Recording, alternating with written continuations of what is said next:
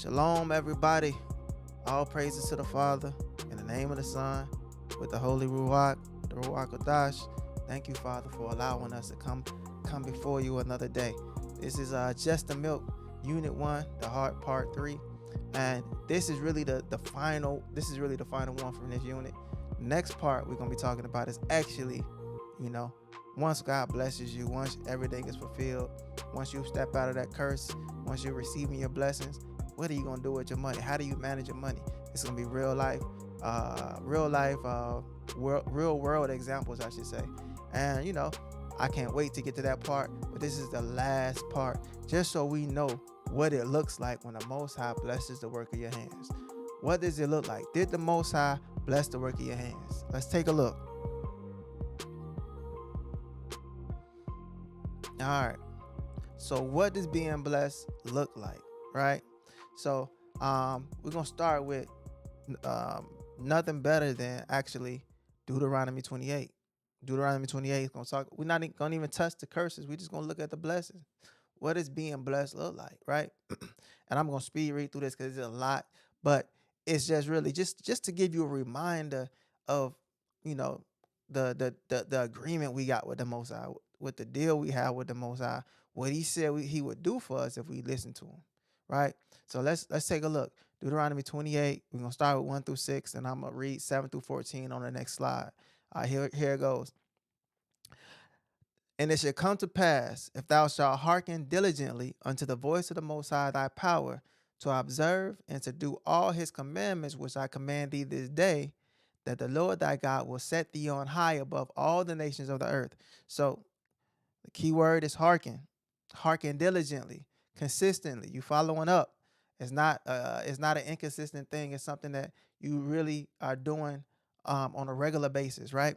So if you listen, right, then he'll set you high above all the nations of the earth, right? Verse 2.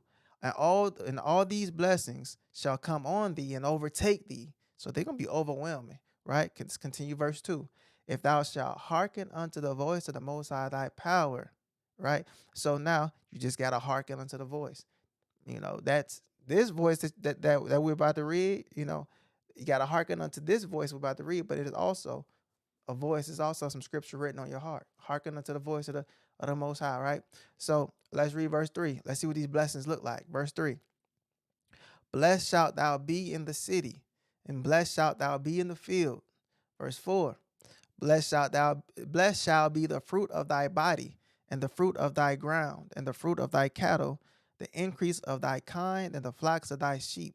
So anybody will tell you being blessed is not monetary, or it does not have anything to do with resources, is not correct. Now, you can be blessed health-wise. You can be blessed circumstance-wise. You can be blessed relationship-wise.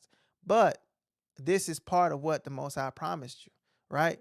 So we're gonna get into it. So you say, hey, we're gonna get into it for everybody who say I'm following the commandments and I'm not seeing these type of blessings. We're gonna get into that. We're gonna see, why aren't you seeing these type of blessings, right? Verse 5. Blessed shall be thy basket and thy store, right? So, hey, blessed shall be what you shopping with, what you bringing home, right? And blessed is gonna be what other people shop from you, right? Now let's watch this. Blessed shalt thou be when thou comest in.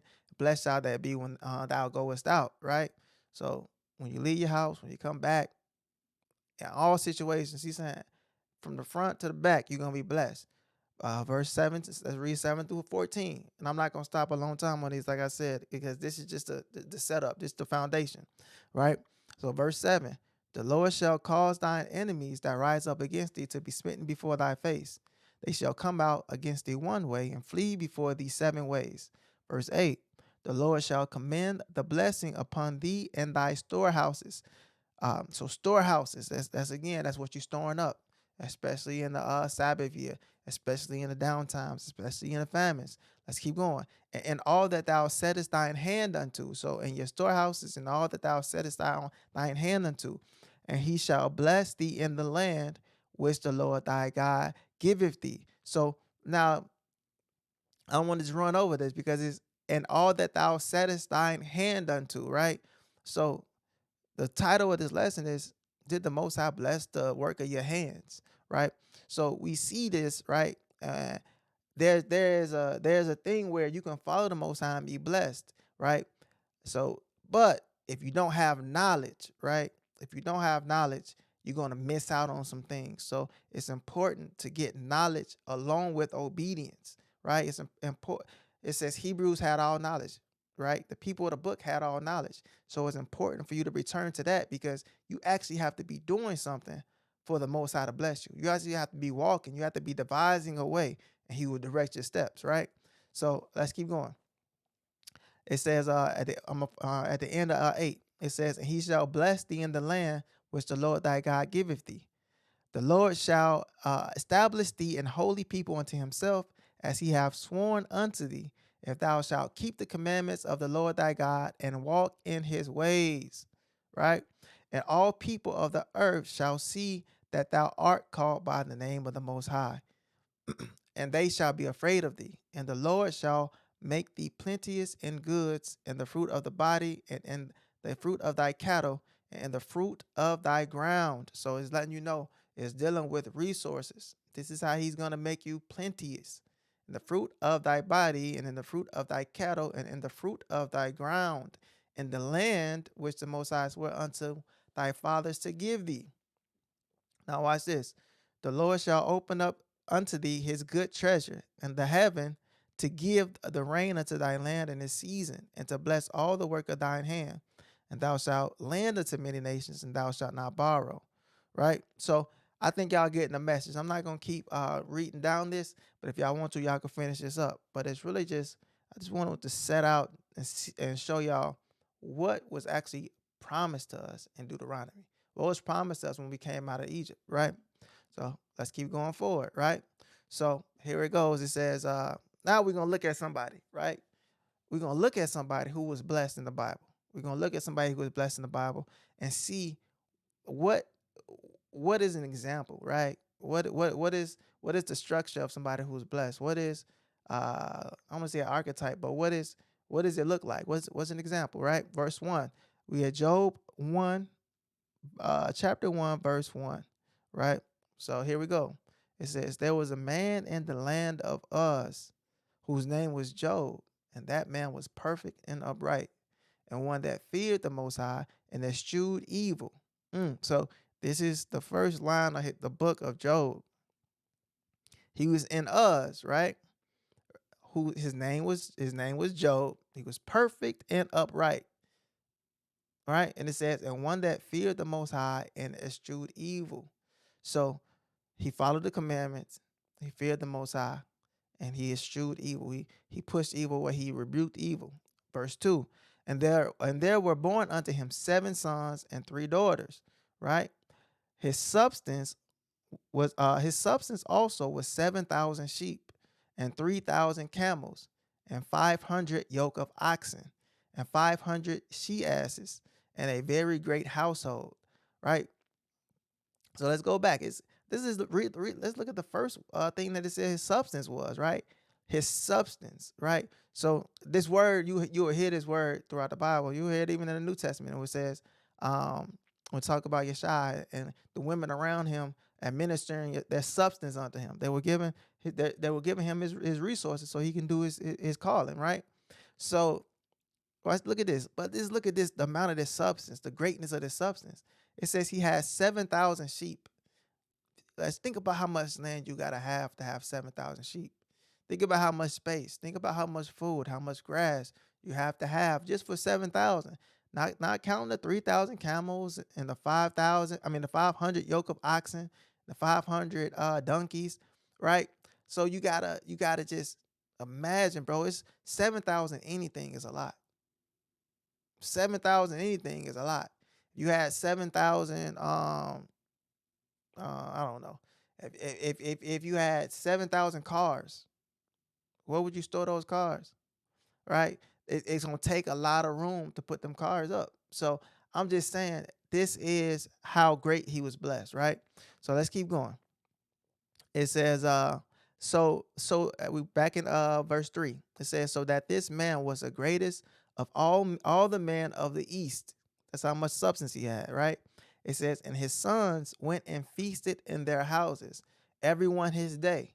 Now, I'm not gonna go into this, but from my studies, and if I'm wrong, y'all put it in the comments. If I'm wrong, from my studies, when it says everyone his day, that's referring to their birthdays. That's referring to their birthdays. When the king in the New Testament, when they said it when it was his day, it was his birthday, and he got a wish, and his wish was to have the head of John the Baptist, and they cut off his head and put it on a platform. But that happened on his day, right? So let's keep going. It says, and sent and called for their three sisters to eat and drink with them. So it was seven sons. They were feasting. You know what I'm saying? Everybody was feasting on their birthday, and they called for their three sisters to eat and drink with them. Verse 5. And it was so, when the days of their feasting were gone about, that Job sent and sanctified them, and rose up early in the morning, and offered burnt offerings according to the number of them all. For Job said, it may be that my sons have sinned, and cursed the Most High in their hearts. Thus did Job continually. So every day, Job was waking up, right? Every day, right? He would go out and he would send up burnt offerings for the sins of of his children. This is what he felt he had to do to make amends for them, to atone for the things that they were doing, right? But atone for this the feasting and the partying and stuff like that, right? So let's keep going. This is just seeing, we just seeing what it looks like when the Most High blesses a man. All right, let's keep going. It says, now there was a day when the sons of the Most High came to present themselves before the Lord, and Satan came also among them. And the Lord said unto Satan, whence comest thou? Then Satan answered the Most High and said, from going to and fro in the earth, and from walking up and down in it. Verse 8. And the Lord said unto Satan, hast thou considered my servant Job? Right? Hast thou considered my servant Job? Uh, that there is none like him in the earth, a perfect and an upright man, one that feareth the Most High and escheweth evil. Right? So notice that they say a perfect and upright man, and then they describe what that means. One that fears the Most High and escheweth evil. He fear God and keep the commandments. The commandments are made for you to eschew evil. Now I just keep going. Then Satan answered the Most High and said, doth Job fear God for naught? Another word for naught is nothing. Does Job fear God for nothing? The Satan is questioning the Most High on the reason why he fears him, right? Verse 10. Has not thou made an hedge about him and about his house? So he said, have you not protected him in his house? Right? Let's keep going. Verse 10 again. Has not thou made a hedge about him and about his house and about all that he hath on every side? Thou hast blessed the work of his hands. Oh, this is where I was going. Thou hast blessed the work of his hands. So, of course, it didn't tell you how he got all these things. He didn't get it for free, though. How do we know? Because the devil just said he was working with his hands. He told the Most High, hey, you bless the work of his hands, right? In the New Testament, it shaking down, pressed together. It's just too many. It's too many verses to go through. I'm just because we're trying to get to a point. I'm trying to get y'all to a place where once y'all understand what being blessed is, once you understand what your walk is, once you understand where you're going, and when you get there, now you're gonna have resources. You will have resources. If you follow these steps, you will have resources. And then the next segment, we're going to work on what to do with these resources. But first, we have to make sure that in order to get these resources, the Most High has to bless the work of your hands, right? It says, thou hast blessed the work of his hands, and his substance is increased in the land. But put forth thine hand now and touch all that he hath. Okay, so I just really wanted to point out that a person who has the work of his hands blessed, right? He fears the Most High, and he eschews evil, and he obeys the voice of the Most High. This is key. And I know this is the same, similar to some of the stuff we were talking about before, but when you look at it from different angles, you get a better picture, you get a better view of what's really going on, right? So let's move on to the next slide, right? So now let's see in detail, right? Let's go back. Oh, we in Old Testament. Let's see in detail the first time when it mentions um, the blessing of your hands. Let's see what's required for blessed hands, right? We're in Deuteronomy chapter 14. And this might be new to some, it might be old to some, but we in Deuteronomy. This is the first time that they mention the blessing of the hands, right? Deuteronomy 14:22. Now this is 14 chapters before the gifts and the curse, or the blessings and the curses. 14 chapters before. So part of you receiving the blessings and curses is doing this commandment first. If you hearken unto my commandments, this is part of it. This is Torah, right? And well, we'll read. Let's read through it and see, right? Deuteronomy 14, verse 22. We starting there. Here we go. Thou shalt truly tithe all the increase of thy seed. You give me your increase after you paid your bills, after you broken even, everything extra it says you have to give. Let's read it again. Verse 22. Thou shalt truly tithe all the increase of thy seed, that the field bringeth forth year by year. Year by year, you're supposed to do this every year. Give all the increase.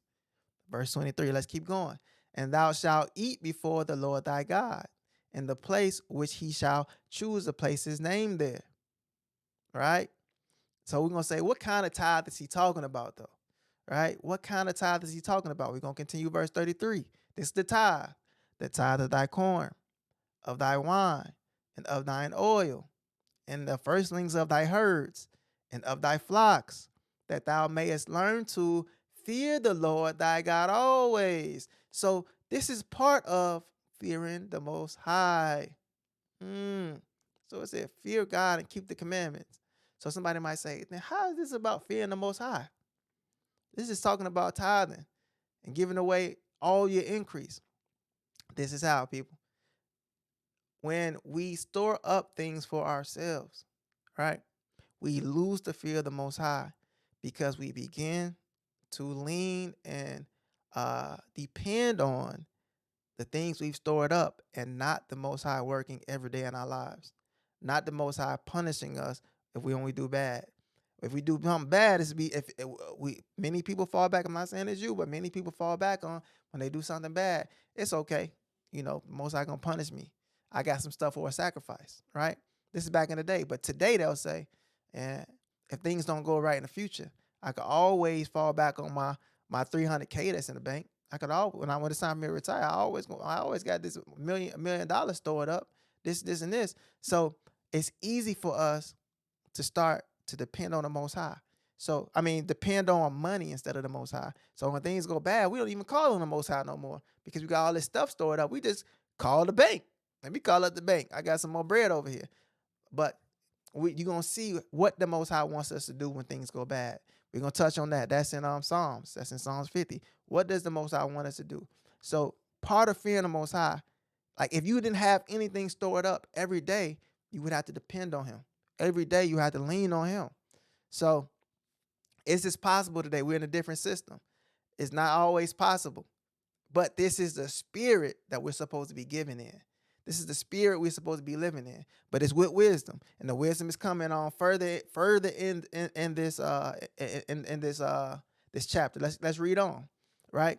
It says, and if the way be too, so basically he's saying, I need you to tithe all this stuff, your firstlings of your herd, your flocks, the stuff from your field, which is the corn, the wine, the oil that you make with the things from the field, right?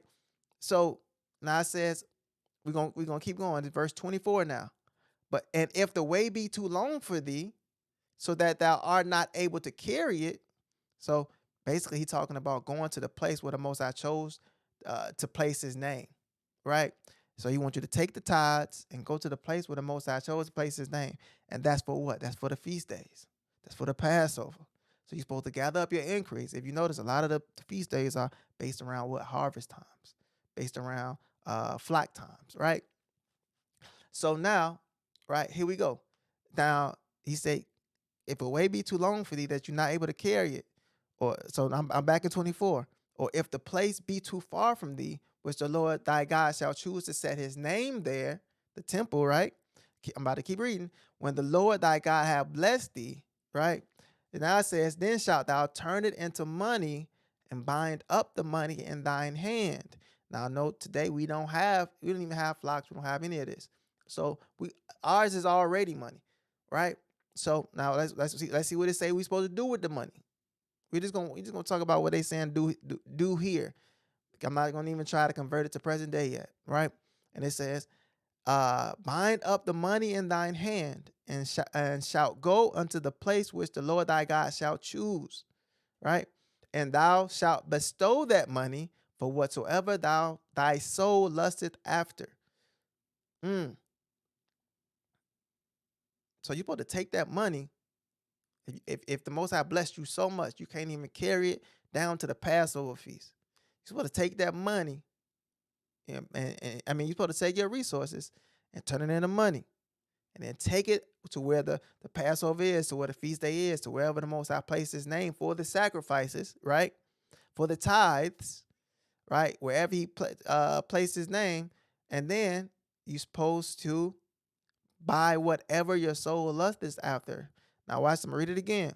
And thou shalt bestow that money for whatsoever thy soul lusteth after, for oxen, or for sheep, or for wine, or for strong drink, or for whatsoever thy soul desireth.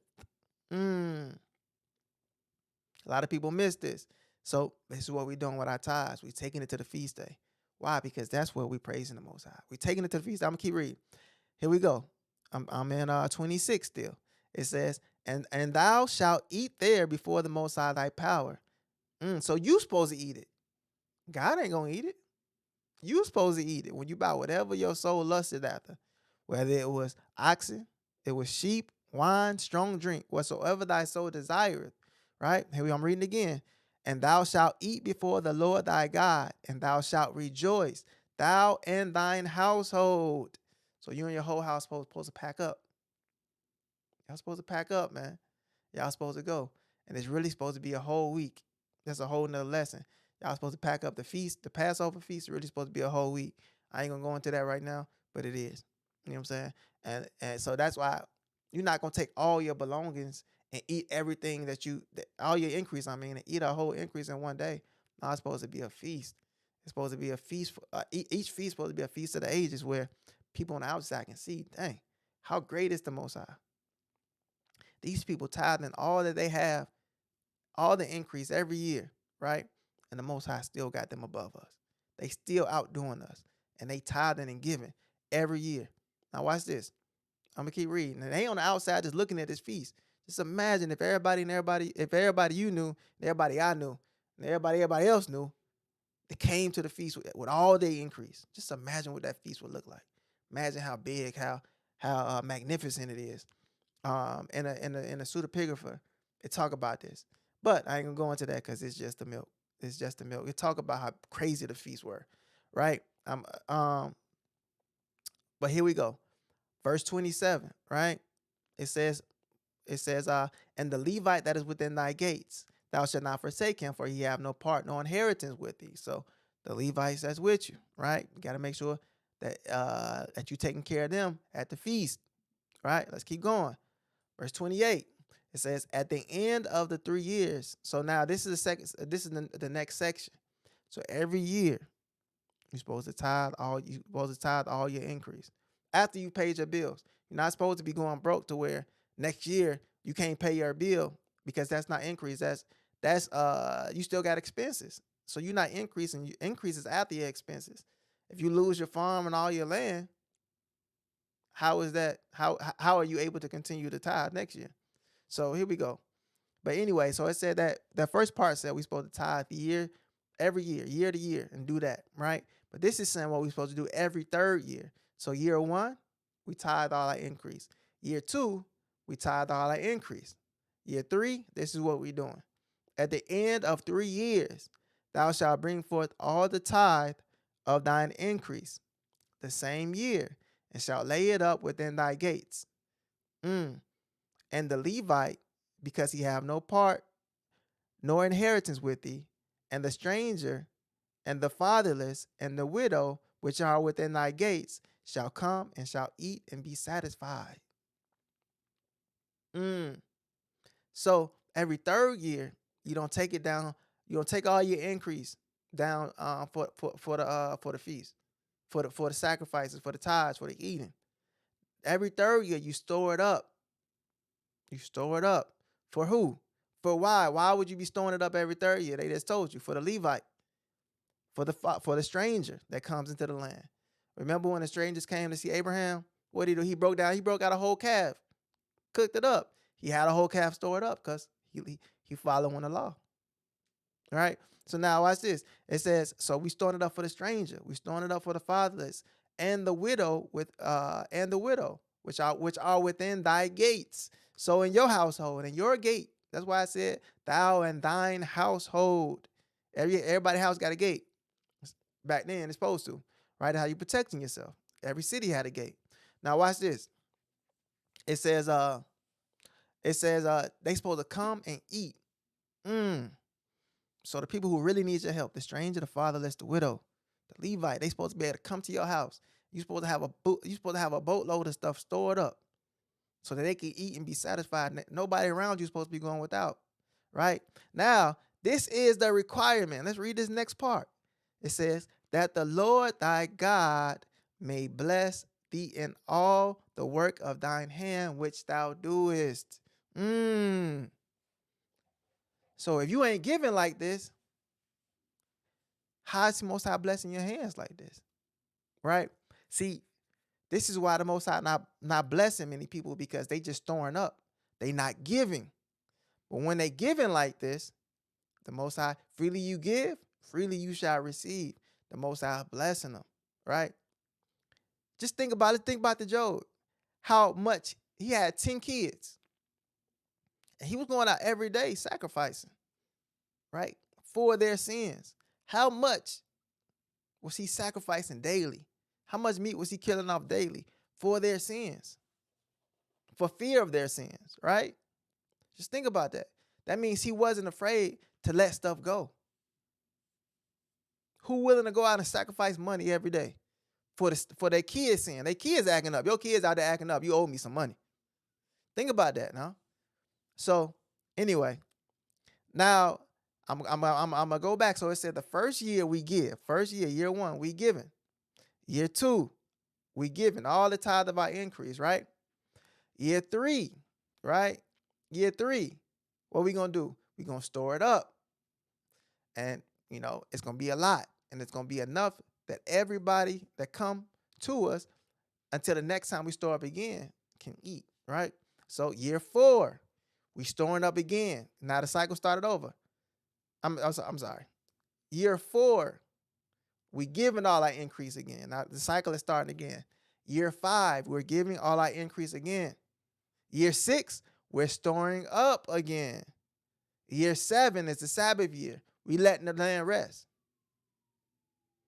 So year 6, you store it up, and now the Most High is letting the flocks and everything double. They basically get 2 years of rest, because year 6, when you would have went and sacrificed all your increase, now you saved all your increase, and it's going. So year 6, your flock is procreating and reproducing. Year 7, your flock is procreating and reproducing. It's the Sabbath year. And year 8, that's year 1 again. You start over every third year. That's how it works. So we're not supposed to be keeping a lot of money to ourselves. We're not supposed to have a lot of stuff stored up. We're not supposed to have a lot of stuff stored up. And this is why it's not really supposed to matter what you do for a living. This is why you're not supposed to be respectful of a person, because nobody really supposed to have all this money stored up. The Most High is supposed to be blessing everybody who is faithful. Supposed to be blessing everybody who went and traded. Supposed to be doubling I'm talking about the talent of the parable of the talents right now. It's supposed to be blessing everybody who went and doubled up their talents, right? But we also supposed to be able to give, man. And the Most High blesses again, and we give, and the Most High blesses again. and we giving the most and we're receiving the most, and that's the miracle of the Most High. That's the, and we still above all the nations somehow. This is the miracle of the Most High. This is Him blessing our hands. Let's keep going. So that's what's required for blessed hands. You got to be willing to give. It's a verse in the New Testament talking about pressed down, shaken over, how men will give into your bosom when you are righteous and when you are giving. I'm not gonna get it. I didn't include that into, but you can go look at that verse on your own time. Just Google it. Google the verse, right? Now it says, right now watch this. Now you say, man, I know I read in the Old Testament, right? I know I read in the Old Testament where they were given a lot, right? But it wasn't working because the Most High didn't respect their offering because they didn't have what? They didn't have a pure heart. So this next slide is, you see it already. Giving alone can't get you there. It can't get you where it can't get you to having blessed hands. And let's see what I mean by that. Let's see the proof. We have Isaiah 1, verse 9. Except the Lord of hosts had left unto us a very small remnant. Right? So this is the time where Israel was going off. The nation was going off. And that's why it's a small remnant again. This is Isaiah. Right? It says, we should have been as Sodom. We should have been like unto Gomorrah. So what that mean? We should have been burned up. But he had what? Mercy on us. He had grace on us. And he left a small righteous remnant to continue and suffer. But they still got to face their punishment, right? But he said, hey, y'all should have been dead, though. He should have just burned down the whole city like Sodom and Gomorrah. But he had mercy. Let's keep going. Verse 10. It says, hear the word of the Most High, ye rulers of Sodom. Give ear unto the Lord of our God, ye people of Gomorrah. Right? To what purpose is the multitude of your sacrifices unto me, saith the Lord? Now it sounds like he's talking about Sodom and Gomorrah, but what he's doing is he's relating he's relating Israel to Sodom and Gomorrah because of what they've been doing, right? So because of what they've been doing, that's why if you read the chapter Isaiah 1, it's to Israel. It's not to Sodom and Gomorrah. He's calling Israel Sodom and Gomorrah because they're living like Sodom and Gomorrah. That's why it says, give ear, verse 10, it says, give ear unto the law of our God, ye people of Gomorrah. Now, verse 11, to what purpose is the multitude of your sacrifices unto me, saith the Lord? I am full of the burnt offerings of rams and the fat of fed beasts. I delight not in the blood of bullocks or of lambs or of he goats. So he's saying, hey, why do you keep giving me all these sacrifices? This is when your sacrifices don't work. Sacrifices alone can't get you there. Verse 12, it says, when ye come to appear before me, who have required this at your hand, to tread my courts. Verse 13, it says, bring no more vain oblations. Incense is an abomination unto me. Right? Why is he saying this? Because they're going off, right? He said, ye should have been like unto Sodom and Gomorrah. That means that Sodom and Gomorrah, what is Sodom and Gomorrah like? Sodom and Gomorrah was burned up. Sodom and Gomorrah is no more. They were burned up, and when Abraham was saving Lot, that's way before Isaiah. So Sodom and Gomorrah is gone. That's why this Sodom and Gomorrah is Israel. This is who he's talking to right now. So he's saying, hey, bring no more vain oblations.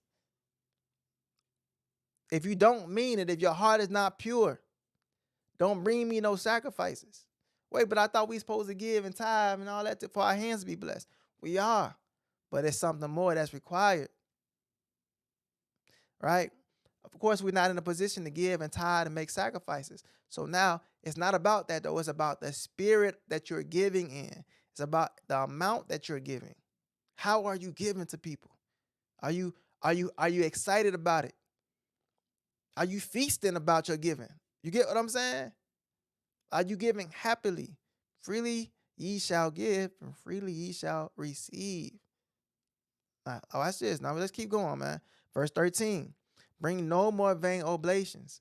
Incense is an abomination unto me. The new moons and Sabbaths, the calling of assemblies, I cannot away with it. I'm sorry, Shalom, Salaki. I cannot away with. So he's saying, I cannot away with, right? I can't deal with it. I cannot move away with it. I cannot turn it into fire. I cannot burn it. It says it is iniquity, even the solemn meeting. So now when you giving in vain, when you're giving in vain, right? It's saying that your giving is iniquity. So you might as well not give it all. If you ain't gonna give with the right spirit, you're not gonna freely give, you might as well not give it all. Why? Because it is iniquity. If your heart not right in your giving, if you just giving because you trying to cover up some sins. This is what they was doing in the Old Testament. They was just giving, say, hey, I know this is what's required. I committed a sin. I know this is what's required. But in the back of their mind, they about to go sin again. Why? Because they got more to give. But they not really remorseful. They not really sorry. So watch this. It says 14. Your new moons and your appointed feasts, my soul hated. Whose soul? The Most High soul hates your feasts and your new moons when you're not right in the inside, right? Watch this. They are trouble unto me. I am weary to bear them. And when ye spread forth your hands, I will hide mine eyes from you. Yea, when ye make many prayers, I will not hear. I will not hear. Your hands are full of blood. Wash you, make you clean. Put away the evil of your doing. So he's trying to tell you how to come back. Hey, wash you. What that mean? And in the Torah, I said, when you get unclean, what you got to do? You got to wash yourself with water at evening time, at nighttime. Let that day pass, and then you're going to be clean again the next day. It says, put away the evil of your doings from before mine eyes. Cease to do evil. See, the Most High don't want oblations and sacrifices from people doing evil because it don't make no sense. You give it, you killing all the animals I created. Everything is mine. You killing all the animals for no reason because you can't be blessed from this. You tithing all this stuff for no reason. You doing it in vain. So now I'm losing animals in vain, right? I'm losing. You just killing off the life force on the planet in vain. Now watch this. It says, verse 17, learn to do well, seek judgment, relieve the oppressed, judge the fatherless, plead for the widow. So now this is hearkening back to Deuteronomy 14. Learn to do well, seek judgment, relieve the oppressed. Remember, every third year you're supposed to be storing up.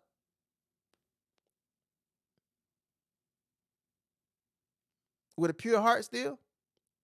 Relieve the oppressed, judge the fatherless, right? Counsel the fatherless, give them guidance. Look at what they're doing and show them the correct way, right? And plead for the widow. Man, I don't know if y'all seeing it, man. They just talked about this in Deuteronomy 14. I don't know. I hope y'all seeing it. Let's keep going. It says, okay, so what's the update on the sacrifices / tithes, right? If we can't do that, right, what does the Most High want us to do? He don't want no more oblations, and he just said that was in Isaiah, right? He don't want no more vain stuff. So now let's see what Psalms 50 says about sacrifices and what the Most High really want from us. All right, let's see what the Most High say, because we obviously right now today don't got cattle and ox and corn and oil to take down for tithes. So what does he want us to do today instead? Right? Let's see. Psalms 50, verse 5. We're going to read through verse 15. This slide has 5 through 10. Here we go. Gather my saints together unto me, those that have made a covenant with me by sacrifice. So he telling you who he won't gather. The saints. Which ones? The ones that have made a covenant. What covenant? The old covenant. The Old Testament. The Old Testament saints. Testament means covenant. You can Google it. Google, does testament mean covenant? Does covenant mean testament? Right? It says, and the heavens, verse 6, and the heavens shall declare his righteousness, for the Most High is judge himself. Selah. Verse 7, hear, O my people, and I will speak. O Israel, and I will testify against thee. I am the Most High, even thy God. So now he's saying, hey, he telling y'all who he talking to. Hey, I'm talking to my saints. Which ones? The ones that made the covenant with me, right? I want all my people to listen. He said, I'm about to speak. Israel, listen, I'm about to testify against thee. This is what he's saying. That was verse 5, summary for verse 5 through 7. I'm about to testify against you, right? Verse 8, it says, I will not reprove thee for thy sacrifices. So I will not rebuke thee for thy sacrifices or thy burnt offerings to have been continually before me. He's saying, hey, I'm not gonna be mad. I'm not gonna rebuke you. I'm not gonna punish you for you giving me these sacrifices, but you continue to do it. But hey, let's see how he feel about it, right? Verse 9, I will take no bullock out of thy house, nor he goats out of thy folds. For every beast of the forest is mine, and the cattle upon 1,000 hills. So he's saying, oh, that's already mine, bro. Y'all giving it to me, but this is what I really want from you. Keep listening. He say, I know all the fowls of the mountains, and the wild beasts of the field are mine. That was verse 11. Verse 12. If I were hungry, I would not tell thee, for the world is mine. He said, I ain't got to check in with you. When I touch down, hey, ain't no check-ins. I'm doing what I do. Hey, I own all this already. Yeah, you sacrificing. Yeah, you showing me that you trying to show you mean it, but I'm searching your heart. I'm searching your reins. Right? It said, if I were hungry, I would not tell thee. I'm not even letting you know. I wouldn't even let you know I was hungry. If I was, right? Verse 12, if I were hungry, I would not tell thee, for the world is mine and the fullness thereof and everything in it. Verse 13, will I eat the flesh of bulls or drink the blood of goats? Right? Verse 14, this is what he wants. Offer unto the Most High thanksgiving. Thanksgiving. Let's get the definition of Thanksgiving. It's not talking about November 27th. It ain't talking about that Thursday in November. And what this talking about? Let's get the definition of Thanksgiving. Thanksgiving, the expression of gratitude, especially to the Most High God. This is what the Oxford Dictionary says. I didn't write it. The expression of gratitude. So this is what the Most High said he want first. Instead of all them sacrifices, offer unto the Most High thanksgiving. Number 2, he said, pay your vows unto the Most High, and pay thy vows unto the Most High. That's number 2. He said, okay, vows. What vows should I be paying? Let's get it. The vow. I'm going to Jeremiah chapter 2, verse 20. It says, this is just the example, right? It says, for of old time I have broken thy yoke. Remember in Deuteronomy 28, it say he'll put a yoke upon you when you disobey him. But he's saying, hey, I let y'all free, I freed y'all. Y'all was slaves, and I broke y'all yoke, right? He said, for of old time I have broken thy yoke and burst thy bands. So he's saying he freed y'all, right? Here we go. Let's continue. And thou saidest, I will not transgress. So the vow is what you made, and is what they talking about in Deuteronomy 28. If you hearken, this is what I do for you. But if you don't hearken, that's what I'm gonna do for you. So hey, that means that we were in trouble. We were slaves in Egypt, and we said, hey, Father, we're gonna do right. We're gonna do good. He freed us. Now it says, for of old time I have broken thy yoke and burst thy bands, and thou saidest, I will not transgress. This is the vow he's referencing.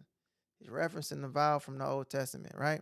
It says, when upon every hill and under every green tree thou wanderest playing the harlot. So he said, hey, y'all, you tell me one thing and you go do another. So in Psalms 50, he said, hey, I just want y'all to, verse 14, offer unto the Most High thanksgiving. and pay thy vows unto the Most High. I just want you to do what you told me you was gonna do. I don't need no more goats. I don't need no more fowls. I already own all that. Verse 15. Verse 15. And call upon me in the day of trouble. This is the third thing. So when you get in trouble, don't call on your money. Don't call on your mama. See, the reason why we call on our money first, because we store it up so much. But really, we're supposed to be giving so much. We're supposed to be giving profusely. We're supposed to be giving. We're supposed to be leaking money. That's how we really supposed to be giving. We're not supposed to have a lot stored up. That's why a doctor ain't supposed to be better than a mechanic. That's why a mechanic ain't supposed to be better than a garbage man. Because we all ain't supposed to have nothing stored up. We all supposed to be living day to day, depending on the Most High. Right? And when we get in trouble, we're not supposed to call the bank. We're supposed to call the Most High. Now, no, we got to move in wisdom. We got to figure out what that wisdom is and how to do it. How do we go from where we are to what the Most High really wants us to do? How do we do it? That's what this series is about. How to return back to where the Most High wants us to be. In the next episode, I'm going to be teaching us how to manage money, how to give. What's a wise way to give? What does the Bible say? How are you supposed to be managing money? How are you supposed to be spending your money? How are you supposed to be investing your money? What are the principles of the Bible for investing, for giving, for living, for spending on yourself? What is it, right? So right here it says, verse 15, and call upon me in the day of trouble, right? I will deliver thee and thou shalt glorify me. So that's the fourth thing he wants you to do. So I'm going to read them again. I'm going to list them again. He wants you to give him thanksgiving, right? That's gratitude, especially to the Most High.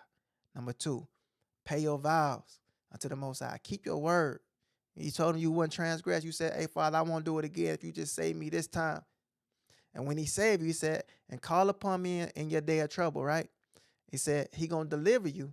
And when he does deliver you, the last step is to glorify him. Make sure you give him the credit.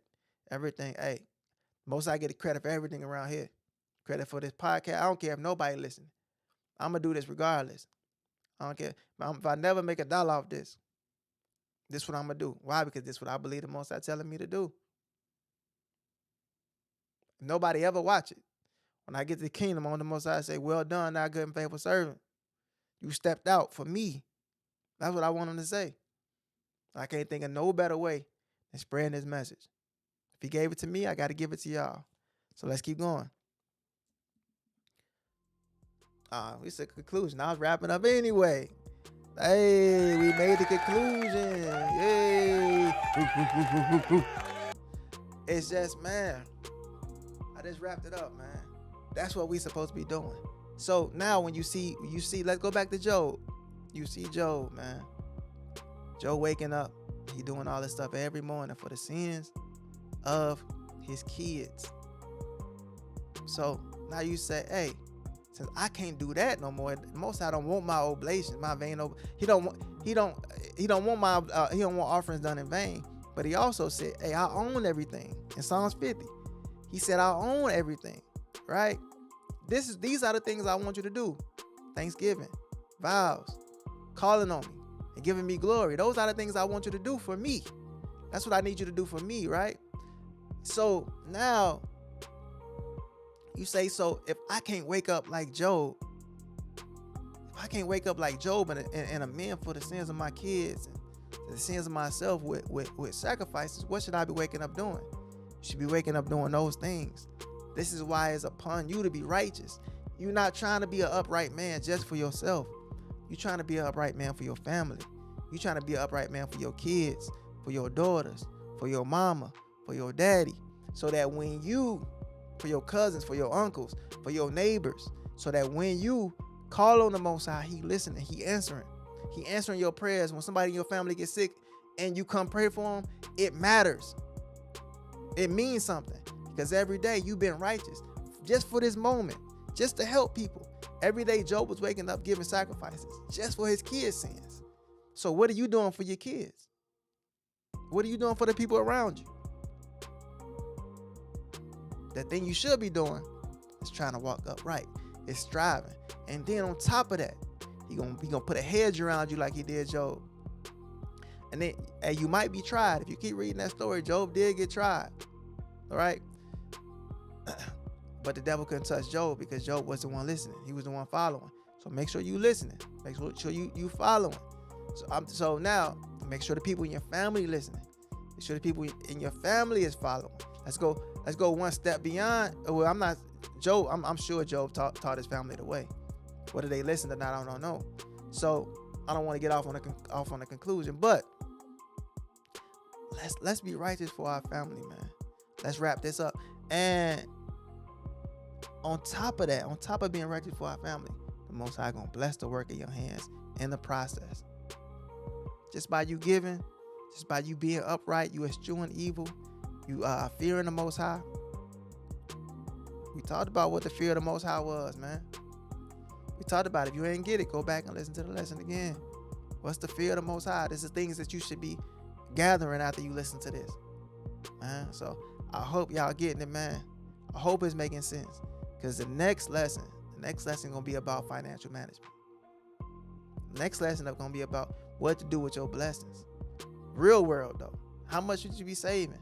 What's a good budget? How much should you be spending? How to get out of debt? That ain't gonna all be one lesson, but it's gonna be in the upcoming lessons, right? So, hey man, I'm doing this because the Most High told me to do it. I'm doing this because I love you. I'm giving all praises to the Abba. All these words come from him. None of the stuff I ever say is gonna be original from me. All this is from stuff I read, materials, knowledge I've gained over the years. I can't take credit for none of this. I'm just regurgitating. Every stuff I learned over my years.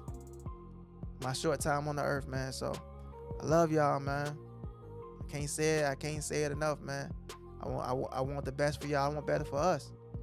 So I know once we come together, once we get on the same page, once we walking in the same way, the Most High will gather us together, and the work of our hands will be blessed. So, amen. Shalom.